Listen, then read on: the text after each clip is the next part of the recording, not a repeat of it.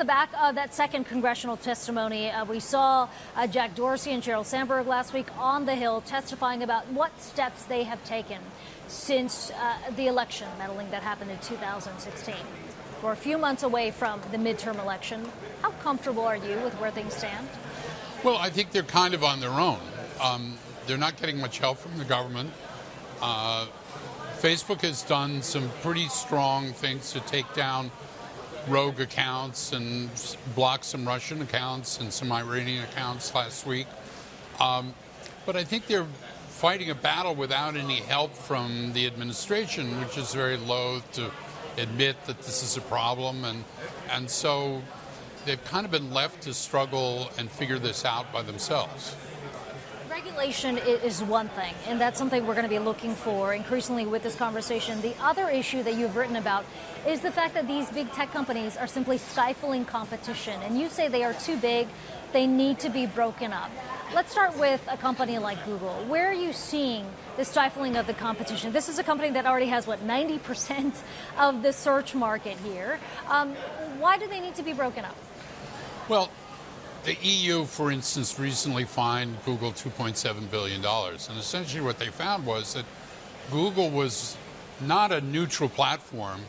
It essentially was favoring its own services, recommendations for restaurants, airplanes, hotels, stuff like that, over third parties like Yelp or others that were trying to do that. In other words, one assumes when you go on Google that it's a neutral search platform, but it's not, because Google's also in the business of selling recommendations, travel, and stuff like that. And this is going to be a problem more and more because as, for instance, Amazon gets into the business of manufacturing its own product, whether it's diapers or TV shows or whatever, Amazon is going to push its products over the third parties that it might supposedly be a neutral seller for.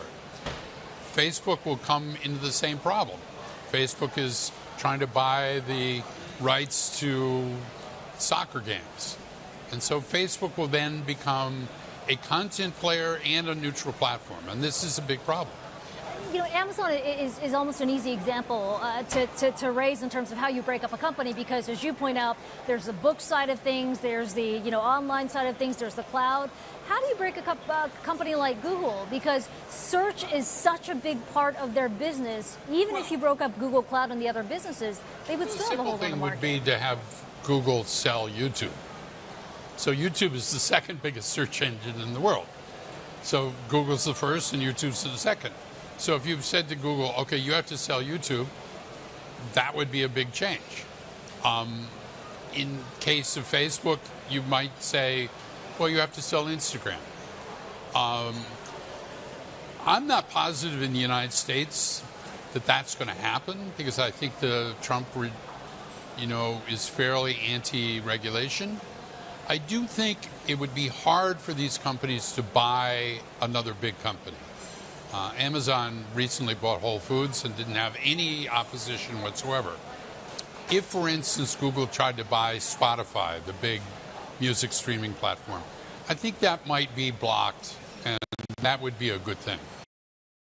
Hey everybody, it's Hadley Gamble from our new CNBC Middle East Bureau in Abu Dhabi. Thanks for stopping by. Now, to watch more, you can try one of the videos that just popped up on your screen. And don't forget to subscribe.